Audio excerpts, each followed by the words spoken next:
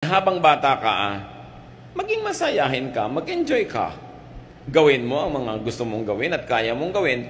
Huwag mo lang kakalimutan na answerable ka sa Diyos. In other words, huwag kang lalabis.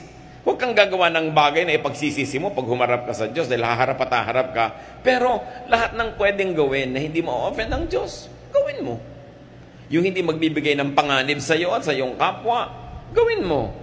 Sabi ko noon, huwag ka nang masyado muna mag-alala at mag-isip ng mga malulungkot na mga bagay kasi darating din yan sa iyo.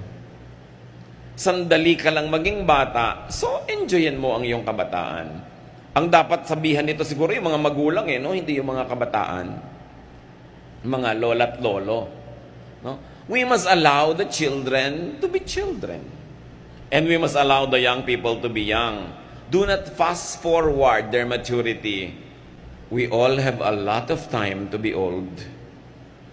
At pag dumating na sa iyo yung old age, wala nang balikan. Kaya dapat huwag sayangin ang pagiging bata. Kawawa naman yung mga bata na hindi na naging bata sa dami ng responsibilidad sa buhay. Yung hindi na naka-attend ng anumang gathering, socialization, kasi laging nag-aalaga ng may sakit na magulang o nag-aalaga ng kapatid o naghahanap buhay.